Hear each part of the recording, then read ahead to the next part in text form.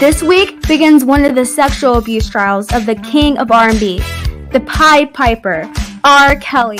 We'll look at all the allegations and visit the legal and psychological profiles of the charges. You'll weigh in and make it a great conversation. This is Dialogue with Dozie.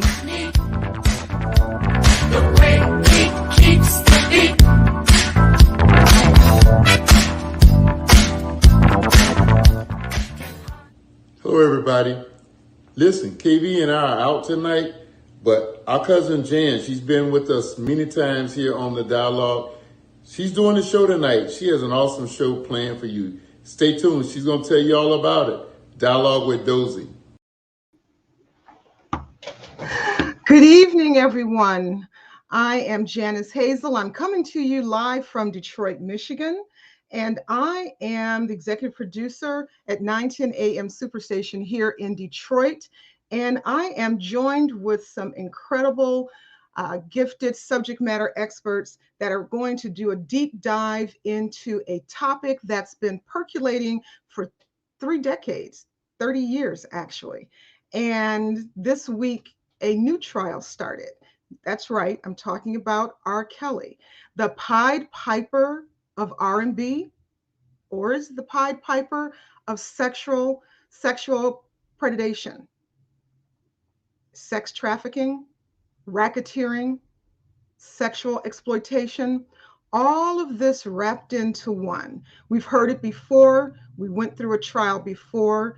No one seemed to believe that what these young girls, young women, and family members were saying was true. And we're going to explore, why is that?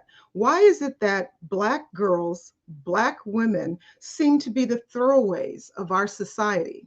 So without further ado, I want to bring to you our guest. Coming to you from Atlanta, Georgia, is Dr. Jillian Whatley. She's a psychologist. She's an adjunct professor at Georgia State University, and she is the founder and partner at Jillian Whatley and Associates. And she'll walk you through what some of the services are that she provides. But she deals with sexual trauma, sexual abuse, and sex trafficking of our children, which is a huge issue in our society that we should be aware of. And she can tell us some of the telltale signs that occur that you should be aware of along with your children. So Dr. Whatley's going to speak on this issue. I also have Courtney Jackson, originally from Michigan. She is a DC resident. She's been a criminal defense attorney, and she also is an attorney with the federal government. But for tonight, she's an attorney and she's a pop culture enthusiast. She's going to break down some of the hip hop areas that as I said, possibly I'm the elder of this group tonight. And I don't want to prejudge the whole scenario, but I never cared for R. Kelly's music, and that's melodically. I was just telling the ladies in the green room, back in the day, in the 90s, when I would hear his music on the radio, I would actually turn the station, or if I was at someone's home, I'd really tune it out. And that was melodically. I really did not care for it. And then when I heard some of the lyrics, I really didn't care for it. So to me, as we started hearing about some of these sexual abuse allegations, it's as though he was hiding in plain sight. And it's as though he was thumbing his nose at us. So we're going to take a deep dive into why is that? And why is it that the Black community, from our clergy members down to our mothers and fathers, individuals in our community didn't want to believe that this man was doing what he was doing. And it's nothing really new. And I'll say this because I've worked in the recording industry. I've worked amongst musicians, some of the most high profile of them all. And it is an industry where money prevails. It is an industry where a lot goes on and there are a lot of enablers. And if you threaten the dollar, the bottom line of those record labels or anyone making their money, you can be out. I've actually been threatened. My life has been threatened when I was advocating for the intellectual property of artists who got screwed over with their contracts. And those very powerful men actually came after me. But I'm from Detroit and we don't get down like that. So if you say you want to do something, you better come at me with all guns a-blazing. So I'm still here 20 years later to tell the story. But what we're going to talk about is the enablers that allowed certain things to happen. And hiding in plain sight. So I want to throw things to Courtney because she is our legal eagle for the evening. So she can set the framework and talk about the actual trial and why he is in federal court this time, and give us a little bit of a backdrop of the trial from 2008, I believe it was, and what that one was on the local level, and just kind of bring us up to date. We're going into week 2 of the United States versus R. Kelly. Thank you, Courtney. Thank you so much for having me, Janice. So R. Kelly was on trial in 2008 for child pornography. A lot of you may remember that there was a sex tape with R. Kelly and a 16-year-old girl that was pretty much everywhere. It was bootlegged in barbershops. And I mean, I was in high school and I had seen it. You could see it on the internet. It was everywhere. And there have been little rumblings about, his escapades, but, we finally see it in the act. So he was charged with child pornography. He was acquitted of those charges due to the lack of, not necessarily a lack of evidence. That's what ended up, in legal terms, that's what they say. But really, when it came down to the testimony and the family behind it and the era we were in, a lot of people chose to believe that maybe this wasn't exactly that girl in the video, and maybe she wasn't, or maybe she wasn't actually 16, and he was acquitted. So from there, we went all the way until 2019, July 2019, and finally he was charged with 1 count of racketeering, and I believe it's either 4 or 8 counts of violation of the Mann Act. I'm sorry. I think it's, yes, it's, it is the Mann Act. I was trying to figure out how many counts it has, because each count is for a just specific person. And that's why we have so many witnesses testifying. So it is 4 counts. I'm sorry. So the racketeering case is actually even more interesting, because the racketeering part of the case, it stems from his relationship with R&B superstar Aaliyah. So what they're charging him with is him and some other colleagues of his securing a fake ID for her because she was 15, and using that fake ID and getting married to a minor. And so although that happened over 20 years ago, being that it's a federal case, they're charging him with the racketeering of that. And then the other 4 cases for the violation of the Mann Act and the Mann Act is a very old law. It's from 1910, and it basically just what we know as sex trafficking now, right? Like just taking girls or just minors in general, and using them for sexual acts across state lines. And so he's accused of doing this in Illinois. He's accused of doing this in Minnesota and New York.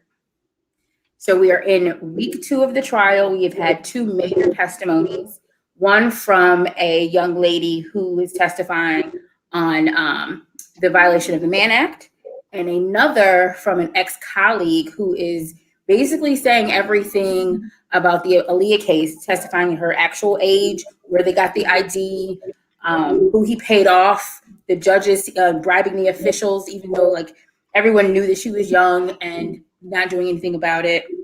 And so those are the 2 major testimonies we've had, and I think we have 3 more important ones coming up. Thank you. So I wanted to dive into that a little bit. Okay. And we talked about Aaliyah. So we're actually at the 20th anniversary of her death, and she is from Detroit. She went to the High School of the Arts here, and she was in the let's see, what was the name of the program? It's a very, very prestigious program for arts. One of my nieces was in that program as well. You have to try out for it. And she was dubbed the Princess of R&B in a city where music is the pulse of the community. In Detroit, she was a girl making her voice. Her voice was being emulated by numerous people at that point in time. For those few years that she was with us. And her life was a mix of the Motown royalty. Her uncle was like managing R. Kelly, and her star was rising. Unfortunately, it was cut short in a tragic accident, plane crash. But we here in Detroit are honoring her legacy this week. Actually, Wednesday is kind of the kickoff of her death. 20 years. She'd be 40.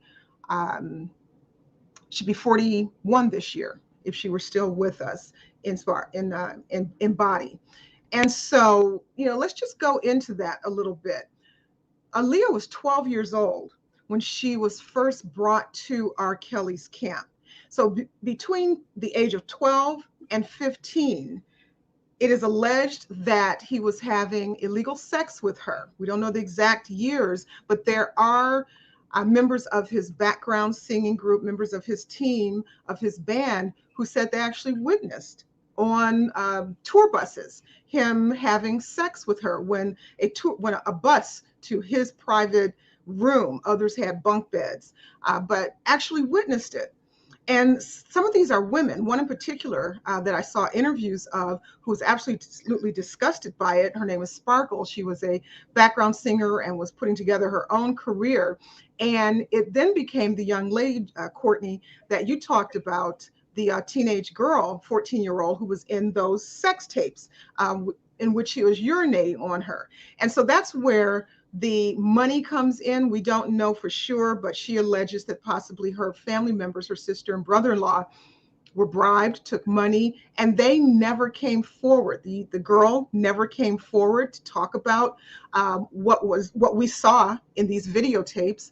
And so there was no victim, quote unquote. And that's what jury members who were on that jury said, well, there was no victim, quote unquote, that came forward. And so, Dr. Whatley, I want to delve into why is it that members of the jury, in your view and in your experience, and Black people in particular, have such a hard time believing that this happened with such a young girl, Aaliyah, which that marriage was annulled by her parents, falsified documents, that his enablers, his manager, got for him. She was 15, and then the parents had it annulled. Why is it so difficult when you start seeing the evidence stack up for people to understand or to believe that this really happened? I remember being in high school when Aaliyah married him, and I was saying to myself as a young child, that's weird, right? I mean, something viscerally within you is like, that's not right. But what I think happens in our community is that when you couple privilege along with status, and you put it together with nefarious behaviors, you can become complicit in some things that you never thought you would be. So for everyone had a hand in Aaliyah's situation, from R. Kelly to the people who looked out to the people who knew about it. They were still what we would call in education mandated reporters, because they're close in contact to what's going on. But then let's talk about the broader community. We all knew it was wrong, but status and privilege allows us to turn a blind eye to those nefarious things. I think, Janis, the other day we were talking about even Drew Barrymore. When she was 10 years old, she was hanging out with adults. Now, you saw a 10-year-old in our regular neighborhood hanging out with adults, we'd be like, wait a minute. But add status, add money, add privilege, add that something you're doing is benefiting me, then I'm going to turn a blind eye to some of those things. And I think it's sad because it happens far too often, particularly in our African-American community, where there are known pedophiles, there are known sex predators who are walking around free. I remember watching the same video that you watched with the R. Kelly, Mute R. Kelly, and they knew what back in the day when he would sit at the high school outside. First of all, why is he outside of a high school? Why is a grown man outside of a high school? I work in education. That's a red flag. That is a red flag. But when I think back, even, and my mom and I have talked about this, even when I was in school and she was in school, some of the coaches used to have sex with some of the high school students, because again, status and privilege allows people to kind of say, I'm going to turn a blind eye to that, even though we know it's wrong and damaging. Absolutely, absolutely. And so this was happening to Black girls, and people were turning a blind eye, and it's nothing new. It was happening, obviously, in the white community. We have Elvis Presley, 24 years old, dating Priscilla, who became his wife. She was 14. It's not the age of consent. We have Jerry Lee Lewis, who married his cousin. She was 13. He was 22. We have Steven Tyler, lead singer of Aerosmith, who had a 14-year-old girlfriend when he was well into his 20s. And so it's nothing new in that environment. And like you said, also in education, we have coaches, we have a lot of sexual predation happening, and people are turning a blind eye and doing nothing about it. And it's just absolutely amazing. And we know that power and money prevails. We saw that with Bill Cosby. No one wanted to believe it. I was saying to colleagues, and I have worked at Howard University. I worked at Howard University television station. And when Felicia Rashad was named as the dean of Howard University, I absolutely adore Felicia Rashad. She's an amazing actress. I grew up with the Cosby Show. However, when she made a statement publicly, when Mr. Cosby was accused by multiple women, and in particular Beverly Johnson, one of the first Black models, as well as a white, very prominent model, Janis Dickerson, of sexually assaulting them. She made a statement, forget those women. That was in 2015. And since then, over 60 women came forward saying that he had sexually assaulted them, raped them, drugged them, over the years, over 40 years that this happened. No one wanted to believe it. Then she gets named as dean of Howard University. And I've had some very, very spirited debates with people. And I've said she needs to step down. And I'm not hating on her, but she's in a position of trust. And so Howard University has settled out of court numerous cases with young women over sexual assault. So if you're sending your child, 17 or 18-year-old, to Howard University or any university or college, if by chance, if the unfortunate instance occurs and your child, male or female, is sexually assaulted on campus, and who are they going to go to? Are they going to go to the city police? Probably not. Are they going to go to campus police? Maybe. Are they going to go to a resident advisor? Maybe. A teacher they have an affinity to? Possibly. But if they exhaust those routes, who are they going to go to? Their dean.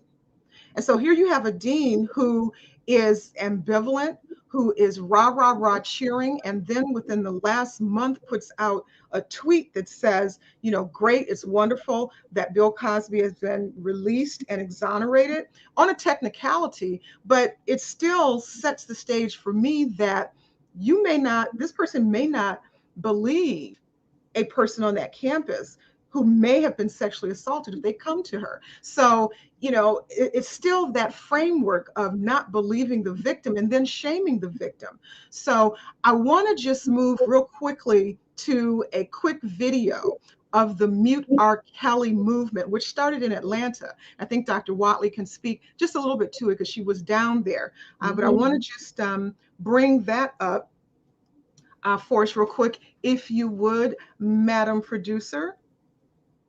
Mute R. Kelly started in the summer of 2017 when the allegations came out about him having what the media were calling sex cults in his home here in Atlanta. And that kind of sparked me to do some research and see all of the things that he had been doing over the years since I was 15, 16 years old. And it just enraged me, especially because he was here in Atlanta doing it. And Atlanta has a huge sex trafficking problem. And we just can't afford to be a safe haven for that type of behavior. And so it just really kind of catalyzed me into wanting to do something. And I wasn't sure what it was I wanted to do. I'm not an activist. I've never done anything like this before. I just was so enraged. I felt like I just had to do something. And so I started a petition to get him off the radio in Atlanta, real humble. And it just kind of steamrolled downhill from there. When we initially started the campaign, the response was very kind of polarized, I think, as the Black community is on R. Kelly. On one hand, people are like, hallelujah, finally somebody's doing something. They've been doing their own personal kind of protest for years. Like they stopped listening to him way back in the day, or, you know, they didn't really deal with him. And then on the other hand, people are kind of like, you know, those girls are fast, you know, you're trying to take a Black man down. We gonna love his music. I still support him, you know, so it was very like one or the other. There's no middle ground when it came to R. Kelly. People either loved what you're doing or they hated what you were doing. Hallelujah, finally someone did something. How about that?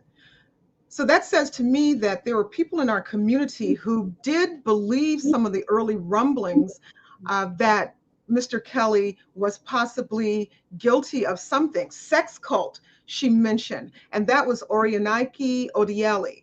She was the founder of the Mute R. Kelly movement, which was to stop playing his music on the radio, and they were very successful with that in that market. And then it moved across the country, just like the Me Too movement, and as well as to start playing his music and stop buying his music.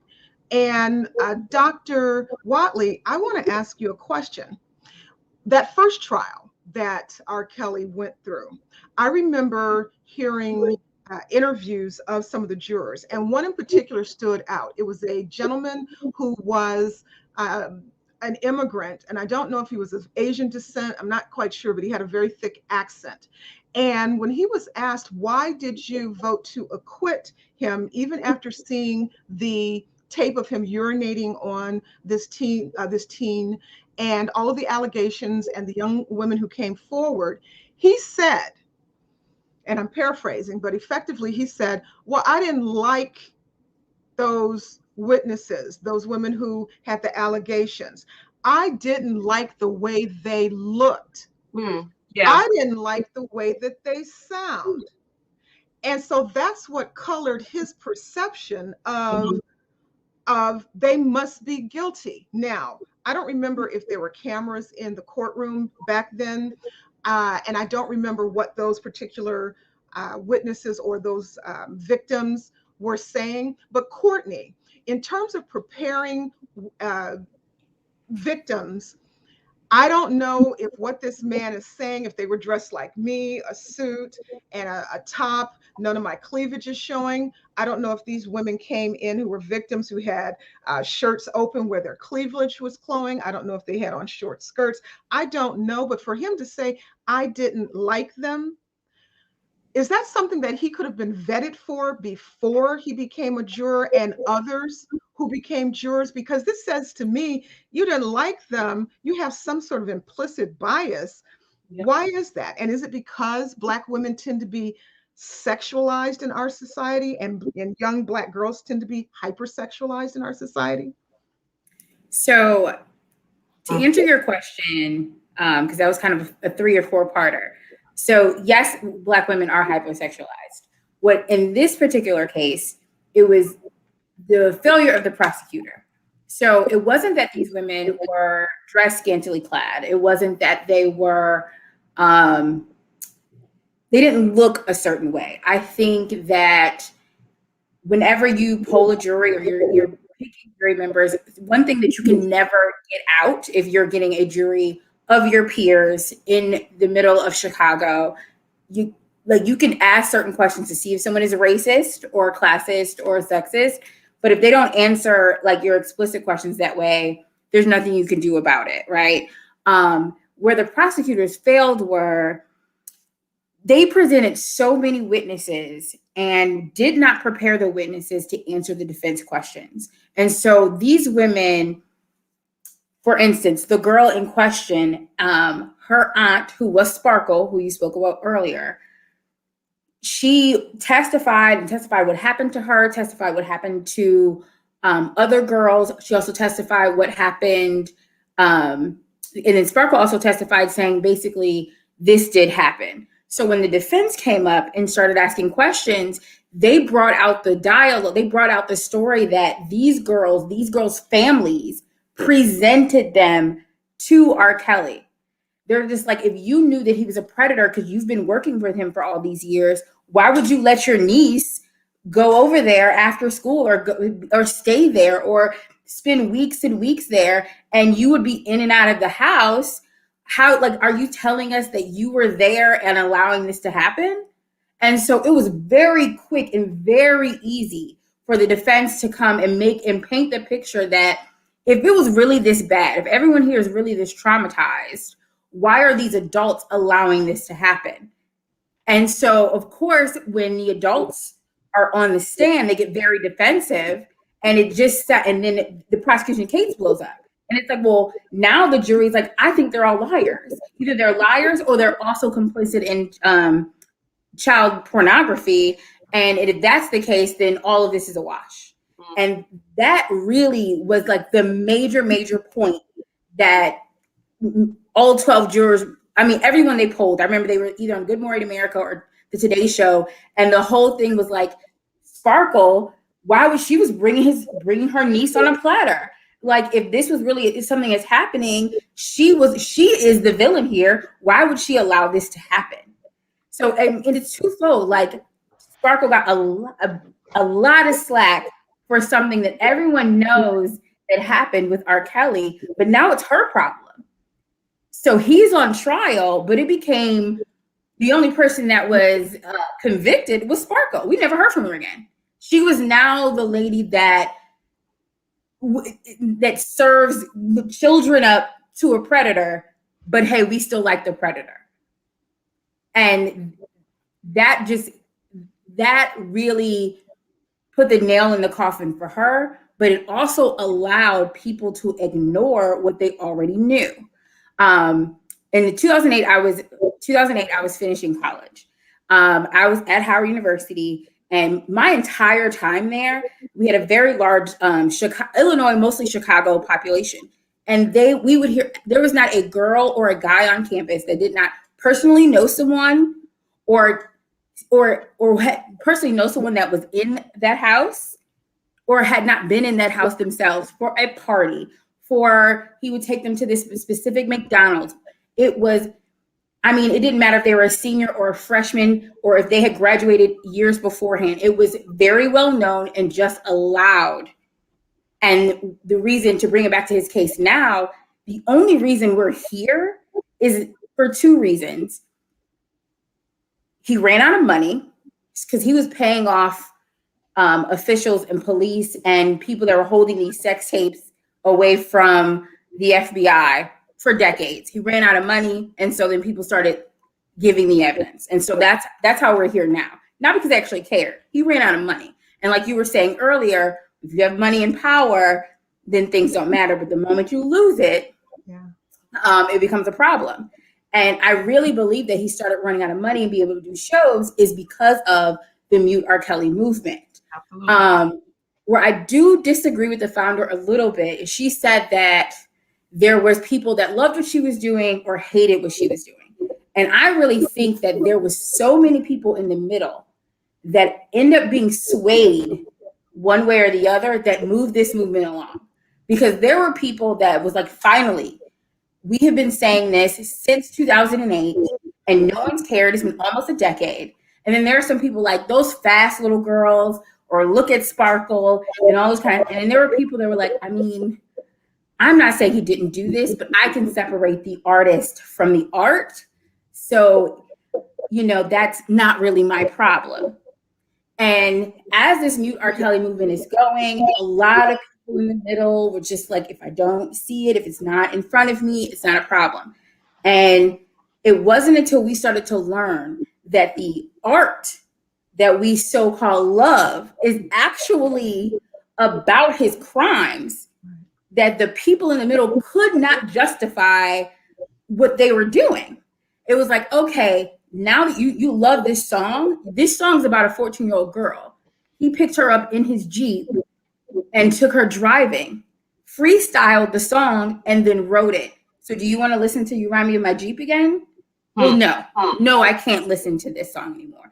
And that pushed it forward. It stopped coming to colleges. He could not come perform. And you know, artists, they make their money on the road. And there's still small units where he could go, right? Because just depending on where you are in the country and how progressive the place is, you can go. But Atlanta, New York, DC, major markets he was cut out of that cuts into his money. Also, he got so arrogant that he had girls in Atlanta, he had girls in Minnesota, he had girls in New York, and had girls in Illinois, that his money was too thin.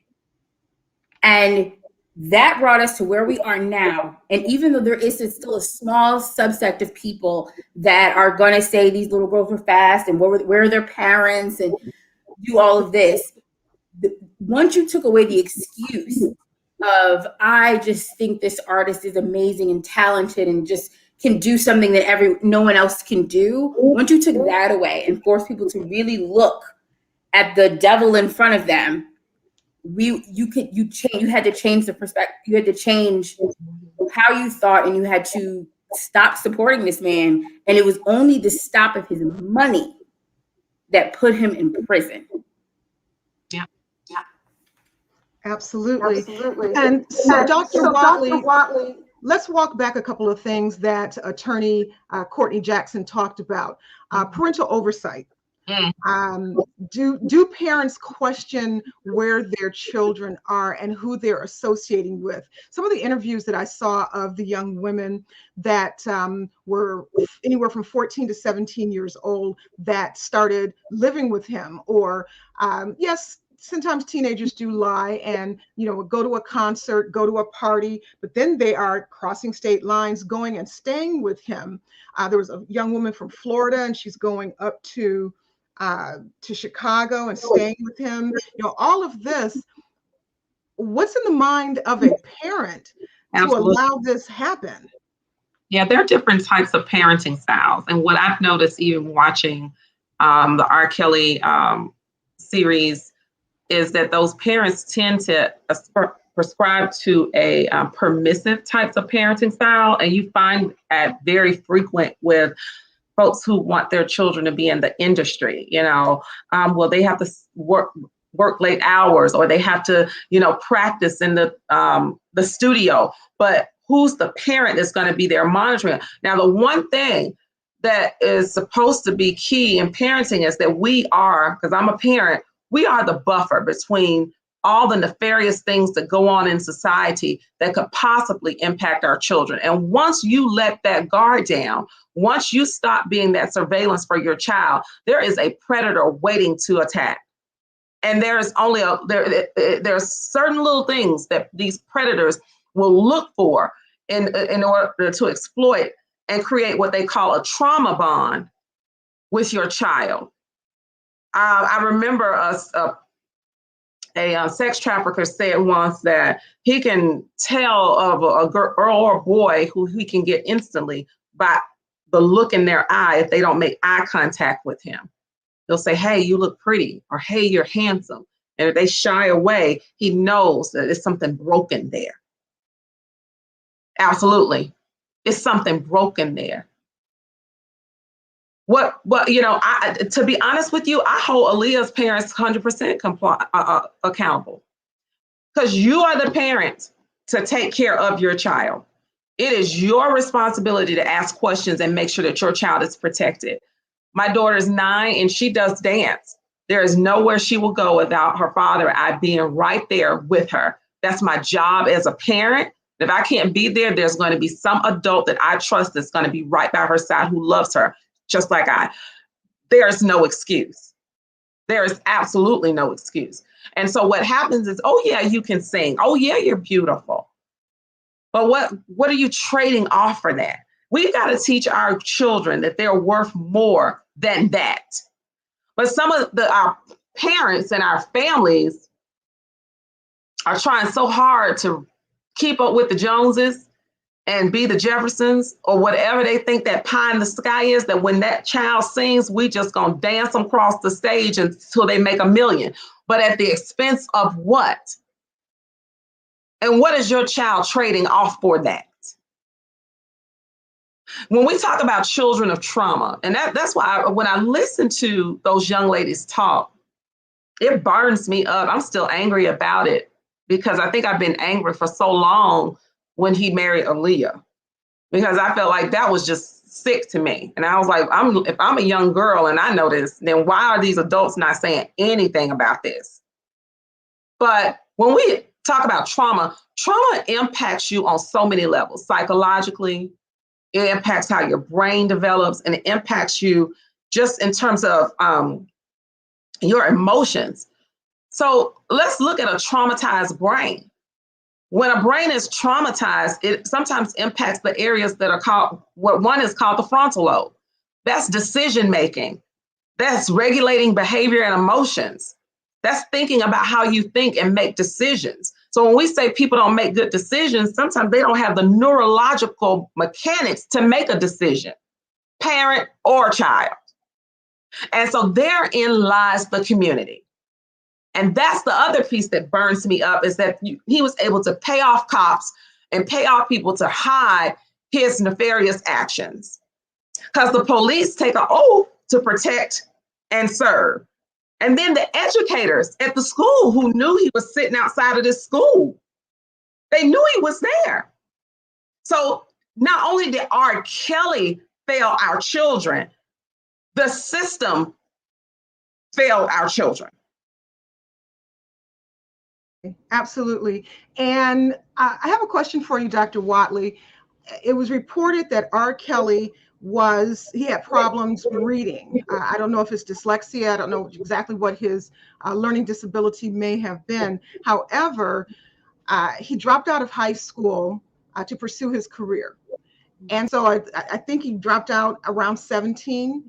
So in a clinical sense, is it safe to say that he stopped maturing at that age, and that's the reason why he goes and dips back to girls in high school, because that's the only age range or mindset that he can deal with? He certainly couldn't deal with a Courtney. He definitely couldn't deal with the Janis or Dr. Whatley. Does that have any role in the maturity process? So when we look at students or children with learning disabilities, if you're a true child or adult with a learning disability, your IQ is average. It means that there is a deficit in processing. And so for folks with dyslexia, it's how they visually see the words. It doesn't mean they're not smart. It just means that they can't see the words right. They have a hard time reading and understanding. Now, where I think it happened for him was that sexual trauma that happened very early in his development, and it went untreated. He was sexually abused by a family member. And it seems to me that there were the evidence of other sexual inappropriate acts that had occurred in his early developmental stage. Somebody didn't protect him. So what happens when you have a child that has been exposed to early sexual content or been abused early on in their development? They're going to do one or two things. They're either going to become an advocate against it, or they're going to become a person who reoffends. And so he chose, for whatever reason, he saw that was, he couldn't read,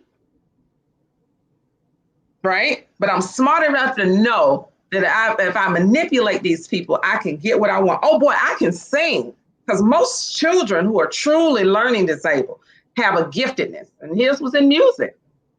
So the way that I'm going to manipulate this thing is that I am going to use my voice and learn how to manipulate people to get what I want. He learned that very early. I would go even on a limb to say he has some antisocial personalities within himself, because that stuff develops very early in his age. If I were to sit down and do an assessment with him, I'm pretty sure he offended somebody well before Aaliyah. That person is still quiet to this day. Absolutely. One of the interviews that came out was Dr. Candace Norcutt. She's a clinical psychologist, and she stated that child sexual abuse confuses power and control with sex. She stated, as you did, Dr. Whatley, children may say, I want to be the one that's in the power position as they get older. I never want to be the victim again. I want to be the person that's in the power position in a sexual relationship. And as they get older, they always want to be in that power position. And there's no more powerful position to be in a sexual relationship than to be an abuser of children. So is that where we are with R. Kelly? That's exactly where we are. And what happens is you become more skilled at it. You become more crafty at it, because if I were to sit down with R. Kelly and just talk to him honestly, prior to Aaliyah, there are victims, I'm telling y'all, that he has offended early in his childhood that are still out there quiet or dead. And his brother, his younger brother, and I'm not sure if he was a year or 2 years younger, his brother Carrie, he was interviewed and he stated that he was sexually abused at the age of 6. Absolutely. And he brought that up to his older brother, which was R. Kelly, Robert Sylvester. And Robert Sylvester said, no, that didn't happen, couldn't happen. They haven't named who that family member is or was. We don't know if it was a male or female. Right. We don't know if it was perhaps his mother's brother, grandfather, father, who that was, but they were not protected, as you said. And so it just makes you wonder that sexual predator or predation that started early, and these are power moves. So then we get to that sexual cult that he cultivated, and then the violence. His ex-wife says there were 2 R. Kellys. There's a wonderful one, wonderful person, jovial, but then there's the monster. And so, that was seeded early on, it appears. Absolutely. I know we're going to have to lose our legal and our pop culture specialist soon, as she's got another obligation, but I wanted to get some final words and wrap up from you. And what do you think we're going to see in the weeks to come? They think it's going to be a month-long trial. What are your thoughts, Courtney? Unmute. I do apologize. I think it's going to be a little difficult with the racketeering case charge.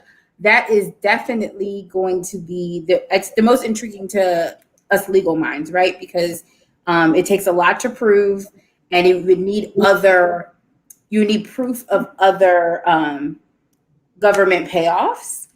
So I know they do have a lot more witnesses to come, but they haven't had any state actors be able to admit that they had payoffs. Also, it's going to take a lot of forensic accounting to see where money was put in place in different places. So I think that's what's going to be most interesting. As for the Mann Act violations, it's going to be tough. Like, it's going to be hard to listen to, but necessary to hear these girls and women now, some of them, talk about their accounts of being in the house and what they were allowed to do and what they had to do, what they were forced to do. I think luckily we're in a different time. This is not 2008. This is not a time where people, especially women, allow for hip hop to get away with the overt misogyny to say that, someone was asking for it, or, I don't think that these women are going to have the same amount of nationwide scrutiny that they had previously.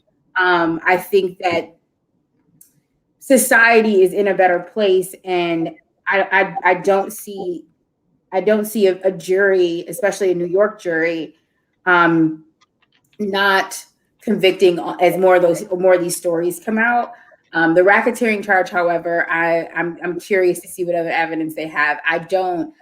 I honestly think that it might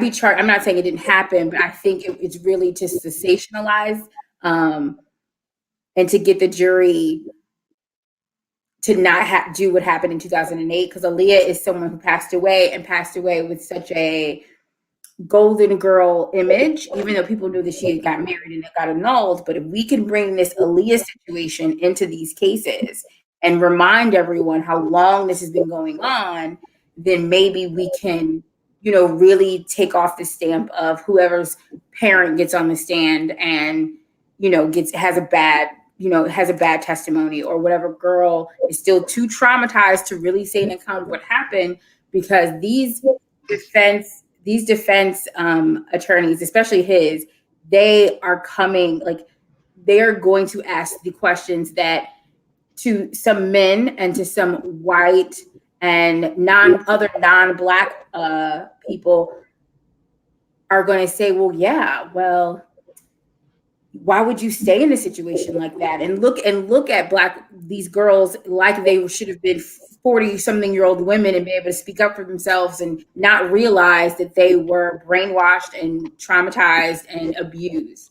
So I think that it was smart to bring the racketeering charge. I'm not sure if they're actually going to get a conviction on it, but I think it's mostly more about the girls and the trafficking.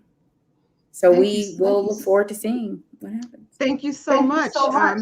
Quick question came in from Dozie, who is out there recuperating, and he asks, would our illustrious panel be satisfied to see R. Kelly get 8 to 10 years in a facility that offers intense therapy if he were convicted? And Courtney is saying no. What are your thoughts there, Courtney? Absolutely not. When it comes down to violent offenses, and first let me say, I'm all for different theories of punishments, right? I'm all for rehabilitation. I'm not saying that people can't be rehabilitated. We're talking about violent acts, especially sexual violent acts towards children. Someone must be punished first, and must be kept away from the public. Like 8 to 10 years. I mean, he's 2 years old? 54. That is, no. And even if it was 18 years in jail, that's not enough. Now, should he get therapy in prison? Absolutely. Should it be more than 8 to 10 years? Yes. He has been abusing people for over 30 years. Maybe we should do 30 years of therapy in a maximum security prison. Because at this point, the criminal justice system has prioritized his mental well-being over the well-being of Black women and Black girls everywhere. And we come first now, so he can rehab in prison for as long as he has been abusing people. Absolutely. Dr. Whatley, what are your thoughts? Would you want to see him, if convicted? What type of intense therapy would you be amenable to? Now, I'm a psychologist that does assessments and evaluations. So thinking about therapy, he, in my mind, has antisocial personality traits. So therapy is only going to work so far with him. He needs to be locked up and put away from society. Even if he were to get out, I just think he has this, it's so ingrained in him for so long that this is who he is. Yeah, he may have moments of remorse, but not enough to change his behavior, which is key. And so I think like I said before, he's been doing these things so early in his development that this is all he knows. So he is always seeking his next victim. Lock him up. And when you talk about always seeking his next victim, he did get married. He got married to a woman who was an accomplished dancer inside of his troupe. She was a dancer in his troupe, but she was accomplished on his own right. Psychologically, why would someone like that, who likes to prey on young girls, marry someone who's in or around his own age bracket? Is that a beard for him? It may have been a beard, but then also it may have been something in her that attracted him to her. And we won't know that unless she tells us, right? That's something that's probably going to come out in a therapeutic session. Most of these women were broken in some way. You can be a grown woman, but still have the emotional intelligence of a child.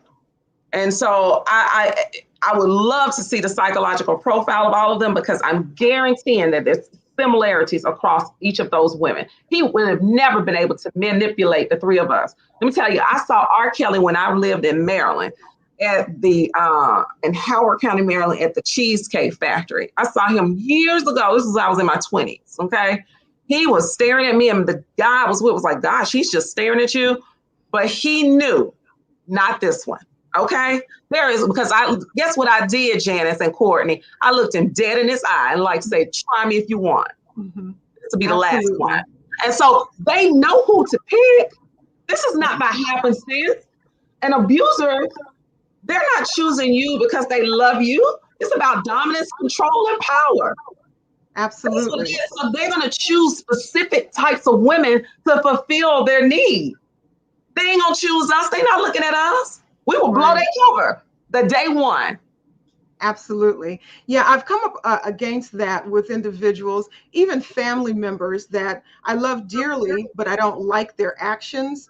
And I said, if we weren't related, there's no way in the world that I would ever be involved with you romantically. And I don't know how these women get involved with you romantically, but it is that power type of thing that they get into. And for me, I don't fall for that. I'll leave a person alone once I see the narcissism and once I see, the lack of emotional maturity and walk away. I'm not looking for a child in a relationship. I'm looking for my equal. And and so you said the brokenness, the vulnerabilities that a predator will pick up on is very, very, very interesting. So I know Let we're me getting say something, Janice. My daughter, who is 9 years old, said this. She said, "Mommy, there are some people who will smile, but they have a dark heart. And then there are some people who give a half smile, but they have a happy heart. Their smile muscles don't work." Mm-hmm. That's discernment. She can see through the shell. Okay. And we have to be very intentional about teaching our children, one, how to be confident, how to use their voice very early, because predators are out here in suits, ties, and with degrees. Right. Absolutely. I'm gonna say this because I have been sexually harassed and sexually abused in the sexually assaulted in the workplace. And when I've spoken on this in various arenas, I stand 5'10". And the hosts of this show, Dozie and Kim, are my cousins. And whenever we would take family photos when we were assembled in Florida or in North Carolina, I was always with the boys because I was one of the taller ones. And so when I was younger, my 20s and 30s, and I wore heels, I was always wearing heels, 3.5 inches. So I'm always standing at about 6'1". So I know that my physical stature, and I was much lighter then in terms of pounds. But when I was sexually assaulted in a workplace in Washington, D.C., on Capitol Hill, where there were no sexual harassment rules, guidelines, regulations. This is before the Anita Hill hearings, where a lot of that came out when Chief Justice Clarence Thomas was going for his hearings. And I was, as you say, felt up. And it was effectively my boss in the line of command in my office, working on the Hill, white male, who it was rumored that he did those types of things with women, and why he thought he could do it with me was confounding. However, it was a situation where I was called into the Congress person's office, and he was standing in the doorway, and we were like the same height, and I wasn't going to brush past him. And so I stood there, and he put his arm around my shoulder, and then I brushed it off because I just don't go there. And then he slowly slid his hand down my backside and proceeded to rest it right on my derriere. Well, my immediate reaction was the same reaction that I would have had on the subway, on the bus, in the grocery store, in a nightclub. And this is compliments of my big brother and Kronk's Gym in Detroit, where a number of boxers have come out of, where I learned how to box. Punched him in the nose, busted his nose right in front of everybody. Now, I know that the average woman would not have done that. And a lot of that does come from confidence. and physical stature. Once again, at that point in time, 5'10" and standing 6'1" with heels, I automatically, immediately punched him. He didn't do anything. His nose was gushing with blood. And our boss, the Congress member, saw it, turned around, said nothing, did nothing. Didn't know exactly what happened because he didn't see the back of us, but he knew something happened for me to react that way. Capitol Hill police were not called. Nothing was ever done because he knew it was in the wrong. And effectively, I think he knew I was going to be waiting for him in the garage, okay? And I know that's not how the average woman would behave, but Dr. Whatley, some words for our parents, for our children, both male and female. If someone is preying on you and you're getting a vibe, you're getting a sense, like your daughter said, you can kind of tell when someone is sizing you up. What should that child do? Because sometimes when these people are in authority, like if it's a teacher, like you said, coaches and principals and teachers are doing this, and they're kind of fearful of telling mommy or daddy, how can you let your child know it's okay? Tell us. That's right. I think the more direct you are with kids, the better. You know, I remember back in the day, they used to say, oh, the stranger danger. And that really messed a whole lot of us up because we were looking for the creepy crawly person and it was really the teacher. You know, what I believe is just being direct with them. My daughter, since she was about 5, I'm straight up with her. I don't use any pretty terms. I'm like, listen, they're good people, they're bad people. But listen, if somebody ever tells you that they're going to kill me because they're doing something too, you still tell me. And we have a code word that we use. You have to start telling them that very early and then show them that you show up for them. Even if it's on the playground. Like my daughter knows, and I'm a doctor, I don't care. I will go up to a kid and say, what's up? You know, she knows that though. It's no playing nice. We're not at the Jack and Jill Club right now. You get dirty, we'll go low and get dirty too. And she knows that her mom doesn't play. So she is very confident, Janice. Her teacher says she speaks up in class because she knows I will always have her back. And that's something that parents have got to take back, that authority that we've lost over the years. Your voice should be what they hear. Your Absolutely. voice should not be the voice. If it's not God, it should be you. And that's it. Absolutely. Okay? When I speak, you should listen. And they should know. It used to be a time where parents commanded that. It was in the tone. But now we want to be their friends, right? You're losing that. Somebody has to be the authority here. And when I find that parents are leaving it and leaving it up to other people to do the raising, you're leaving your child very vulnerable to be attacked. Absolutely. You know, when you said that, so many of our, I guess we can say our Gen Xers, our millennial parents are trying to be their friends. And I have a niece, and I remember when she was a little person, 4, 5, 6 years old. And whenever I would see her and not allow her to do whatever she wanted to, her thing was she'd stomp her foot, she would cross her arms, and she'd say, "You're not my friend. You're not my friend." And I don't know if that was from a TV show or a cartoon or something, but I remember looking at her and saying, "No, I'm not your friend. I'm your aunt. I will never be your friend. I have a very different role in your life. And part of that role is to make sure that you are safe and taken care of and to discipline you when necessary. So don't get it twisted. I'm not your friend." And I am 10 years older than her mother. And so it is interesting that you said, you know, that breakdown. I am very authoritative to the chagrin of some of my younger relatives, but I don't play around. I don't play games with children. And I don't play games with people who are younger than myself. You know, there is a certain level of respect that should be afforded to people. But I know we're going to have to get out of here. Something else you touched on. And since our host, Dozie Varner, is a minister, you talked about discernment. And I remember hearing a sermon once on discernment and the power of discernment. And when I have talked about that to some of my friends, as old as I am, that you'd have to have a discerning spirit. You have to be able to discern certain things, and obviously using logic and common sense. But so many people do not have the ability to discern. Could you talk just a little bit about discernment? I would love to. And I think it's important to teach children how to yield to that. why, when you see a kid walk into a room, parents, and they stop, allow them to do that. And then have a conversation with them about, well, why did you stop? Let's talk about that. What were you feeling? And you start to help them get in tune with things inside of themselves that they sometimes can't put words to. Sensing something that your eyes can't see. My daughter walked into a classroom last week for the first time and she stopped. And I said, babe, why did you stop? She said, I had to observe my surroundings. But see, we also got to give them words for what they do. That takes explicit teaching from parents. Because we say the word discern, Janice, they don't know what that means. You got to teach them when you pause, when you feel something about a person, talk about it. What do you feel on the inside? And give them words to describe that feeling so that it starts to mature that discernment within them.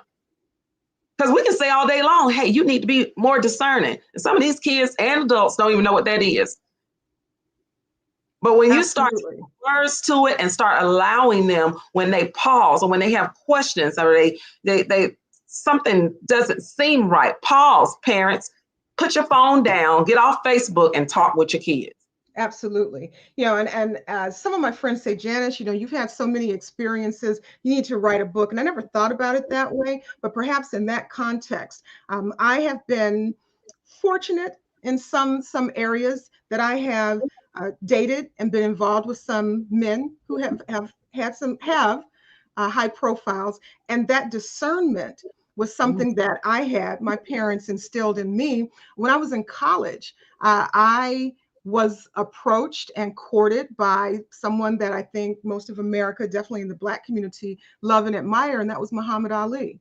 And I'll never forget when he was trying to get me to come and travel with him. I was 22 years old in my last semester of college, and I wouldn't. And that freaked out all of his handlers and all of his people around him. And even some of my friends, sorority sisters who were around, you know, when he would come on the campus and, you know, see me with him. And I just said, he's no match. He's former champion. He's no match for Mrs. Hazel. I'm here in school to finish, not to go flitting around the world with someone.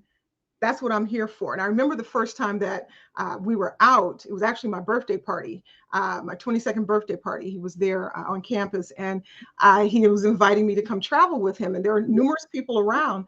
And I said, I can't do that. I have classes on Monday. Freaked people out. I was discerning. I was discerning. That's not where I want to go at this point in time. You know, whether or not I would have been wife number 3, who's to know? But that wasn't my purpose at that point in time. And, you know, this is just one other wrap-up question before we wrap, because this is so good. It's good to me, this conversation. Before Courtney headed out, attorney Courtney, she said that, you know, the number of people were saying back during that first trial with R. Kelly, why would women stay in situations like that, the abuse that were happening? And I remember seeing interviews with a number of those women that R. Kelly had abused, or they alleged that he abused and physically abused, segregated, kept hostage, if you will, in his homes, away from their families. And so talk a little bit about the mindset. Is that Stockholm syndrome? What happens when a predator gets you and keeps you away from everyone? It can be Stockholm syndrome, yes.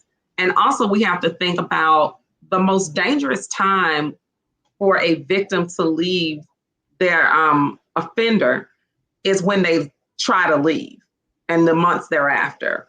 And we also have to understand that some folks don't have the social support to leave a situation, okay? Or maybe that social support has been disrupted and we don't even know that backstory. Because when we have to ask ourselves a question, well, why did these kids leave and stay with this man, right? Because these families look like they really love their children and all that, but we don't know the inner workings of those families. And so where can they go? That's another piece. When I was reading a little bit about the Stockholm syndrome, you know, that is a piece that kind of solidifies a little bit of that trauma bond to your offender. But at the same time, these folks have some level of like a blockage and blind spot to that this is even what I would say a bad situation. Some people don't even know they're in abuse. They misread abuse for love. So once you work through the psychology around that, then you've got to get the wherewithal to leave the person that's providing for you what you think is quality, whatever that is, Janice. Now, for us, quality might be one thing, but to people who are enslaved, as how R. Kelly was enslaving these women, that's another. And so, yes, Stockholm syndrome is a part of it, but then the other piece is where do they go? You got to have the financial means to leave an abusive relationship, physical, emotional, sexual, whatever. You got to have the means to leave. Absolutely. And so that's why we have to create these opportunities and these programs, or folks, when it's time for them to go, they can have a bed to come to. Absolutely. And start their lives again. Absolutely. I had a conversation with an individual who's very close to me. I'll leave their name and the actual relationship out there, but a young woman who had started living with a man older than herself. And she actually got flippant with me and said, well, actually, I'm using him because I'm not paying for rent. I'm not doing this. I'm not doing that. And I said, oh, but you're paying a price. Your youth, and you're there playing house, whatever that is. And right. And so I don't know what goes on inside of that relationship, but in trying to give her information about that, and of course, young people see someone like you and I, and they think we kind of came out of the womb like this. But there was a process of learning. I would say that I was quite mature for my age early on, and never fell for things. Although I will say I did date a man a few times, and when I told him I'm not feeling that this is going to go further, and so I've enjoyed the time we spent together, but I think this is the end of the road. It was after maybe 4 or 5 dates. Happened to be at his place, and I was in my 20s, and it was a big guy, and we were in his kitchen. I was sitting at the counter, and he hit me. Wow. He slapped me. And once again, compliments of my big brother, who taught me how to fight. My mother said, when I was bullied as a child, teach her how to fight like a boy. And I did. And shall I say, was a beatdown. Wow. That he never even got up. He was alive when I left, but he never got up. It is a confidence that we have to instill in our young ladies, that if by chance a man ever puts their hands on you, yes, that is not someone that you should be involved with. You should never be involved. I remember that day as though it was over 30 years ago, but he had one of those, the pots and pans that hang from the ceiling, one of those racks. And I remember when he, hauled off and slapped me because I was breaking up with him, I just grabbed, kept grabbing them and hitting him and punching him, got him down on the ground. And it was a real beatdown.